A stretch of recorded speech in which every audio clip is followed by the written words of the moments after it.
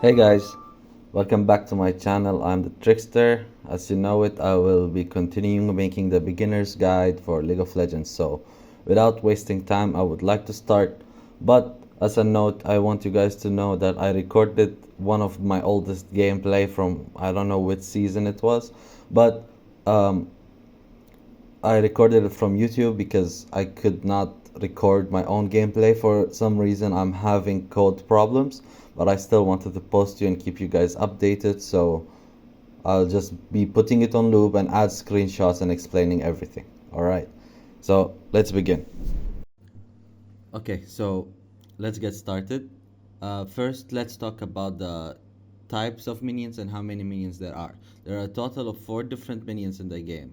The fighter, also known as melee minion, the range minion, also known as the caster minion, the siege minion, also known as the cannon. Everyone calls it cannon, so we'll call it cannon most of the time.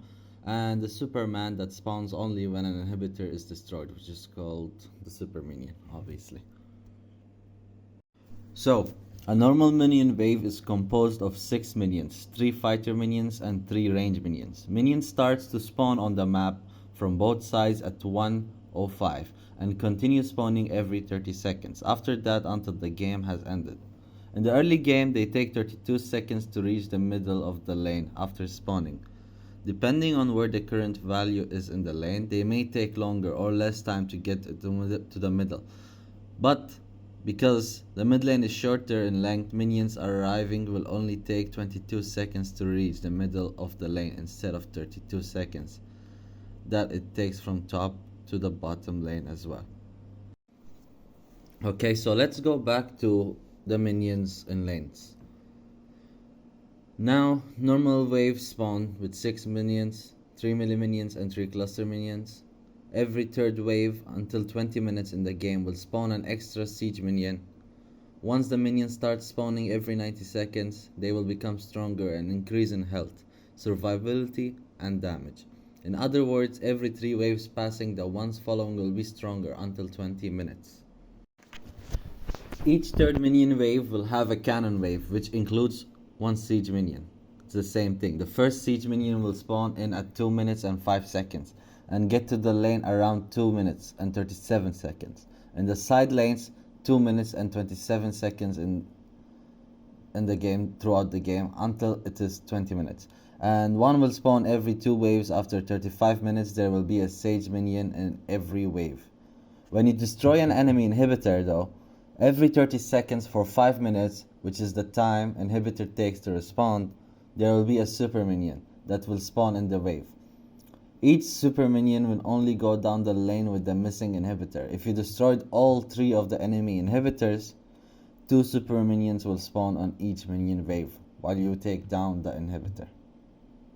No cannon will spawn in the lane until it's resurrected outside the regular spawns, the inhibitors being destroyed. There is also the Baron Nashor buff, but it empowers the minions and make them faster as well. And they also deal more damage.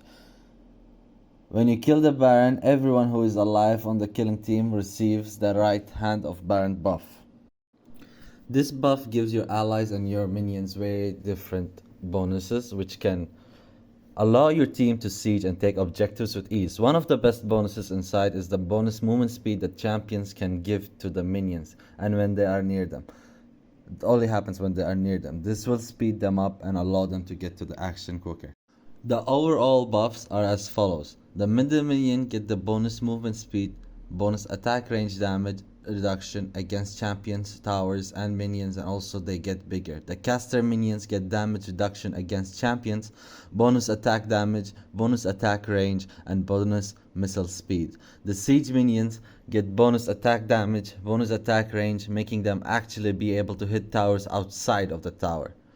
Max range reduced attack speed but extra damage against towers and bigger size. The Superman, which is the super minion, get the bonus movement speed and the attack speed, something that is overlooked about this buff and a lot of players actually don't really understand. Works is the minion gain bonus movement speed equal to 90% of the average movement speed to all nearby champions. Having this in mind, you can already tell that one champion with high amounts of movement speed will make the wave faster than the entire team together, as they're bound to be champions with lower movement speed, making the average of the buff lower. With this in mind, when you split pushing or pushing with the Baron buff, have in mind that your teammate's speed may have the fastest champion going solo lane to speed up that lane.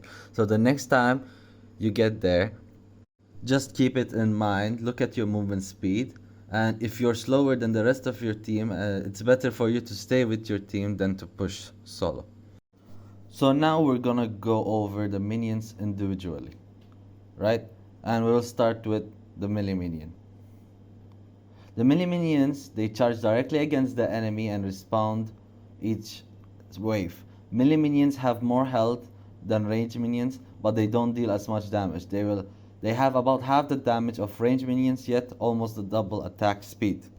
So in the end, the damage output is almost the same if you keep them attacking for a long period of time. The same target, but each single strike is about half the damage of a cast minion. And talking about the cast minion. So talking about the cast minion, let's actually move to them. They attack from range with pulses of energy that match the color of the team to spawn each wave.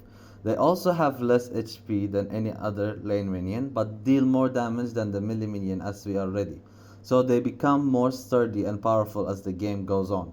However, the mid-late game they are considered just farm rather than anything. Then we have the Sage minions, also known as the cannon minions. They are range minions mounted on a siege minions. They also have more health and damage than normal minions and take 50 less damage from towers. They are meant to take the tower damage and help you push the lanes if kept alive during the laning phase. Siege minions spawn every 3 waves but become less useful as the game goes on. At 20 minutes in game, siege minions begin to spawn every 2 minion waves rather than 3. This is due to the change of pace in game calling for stronger minions. And the point of this is to help create closure to the game, having more pleasure in lanes and helping the teams and the game faster. But remember that destroying the inhibitor will make super minions spawn, halting the spawning of siege minions. When it comes to the super minions though, they are powerful minions with melee range. They only spawn on lanes and that the inhibitor is destroyed and stop spawning when it respawns. But super minions are spawning. We already know no siege minions will spawn in that lane in the game when all inhibitors are destroyed. A second super minion will spawn in each lane. This happens to help you close the game when you take 3 inhibitors down. The only thing that is missing is the nexus, and sometimes because the enemy team can stall the game, the extra super per wave can help you actually push the victory with the immense lane pleasure they bring to the table. But like, you should see it with the Baron buff, holy shit. And guys, I know all these timers are scary, but you don't really need to have them in completely. You don't need to know every single spawn moment and how long it takes, but it's important to understand how the minion waves work and how fast they get to the lane. Because if you know when and where the minions will be in the next 20 seconds, let's say, you'll be able to go back at the right time and miss out the minimal farming experience possible. This will allow you to stay even with the enemy and not fall behind. Backing at the wrong time or being killed ends up missing out in farming and CS. That's devastating because it will end up making you have less CS, which is less farm, which means you'll have less experience and less money. And one thing we have to understand about this game is that it has a very heavy snowball matter, with meaning that who's ahead gets even more ahead, making it really hard to catch up with him. Therefore, putting yourself behind with the basic concepts and mechanics of the game is a bad way to start off, but I am here to help you with this. Just think about League of Legends a little bit like a race for resources. You want as much golden experience and as fast as possible. So you outrun the opponents. You want the objectives before your opponents and you want to finish the line before the opponents, which is in the end nexus. But let's not lose track of the matter. Another way of knowing the location of the minion wave is by looking at your own minion waves. Remember that the game is symmetrical, so knowing where your minion wave is, you know where the enemy minion wave is. As well as on the opposing side, meaning that if you see your minion wave spawning, the enemy minion wave spawned at the same time. If you have a cannon minion wave coming, the enemy team also has a cannon wave. This is just another tip that you can use in your games to manage the minion waves correctly. One thing to keep in mind is that unless you are forced to go back to the base, you should never try to recall on a cannon wave. A cannon minion gives more gold and more experience than any other minion during the laning phase, so you need to try to get it with everything that you can. If the enemy gets a cannon minion and you do not, they will gain a lead. If a cannon wave has already started making its way across the map and has left the base, you may miss out on it. The best case scenario, you go back before the cannon wave gets out of the base. However, if the minion wave is on the enemy side, then it will start pushing towards you, allowing you to get a bigger wave to farm and get more farm from it. So please take note of one thing. If a wave is closer to the base, the minions of that base which the wave is clashing closer will start to push on the opposite side. Meaning that if the minions are clashing near your base, your minions will start to push towards the enemy, and that happens because your wave is closer to your base, meaning that your minions take less time to get there, reinforcing the waves, making them push towards the enemy base. And if you cannot push that wave quick enough, you want to start freezing near your tower. I am sorry that I am not able to give you footage of what you're supposed to do, so I'm just saying it like this. But I will make a video with a diamond friend about laning phases and minions, and by the next time, not only that you will know more about minions, you will also learn how to control them properly. But just in case, I'm saying it anyway, right? So, to freeze, leave alive 2 or 3 ranged minions outside of your tower range and then recall as soon as they come into contact with your minion wave. But do not worry, as I will take the video completely focusing on freezing, slow pushing, fast pushing as well, but I guess that's enough for now.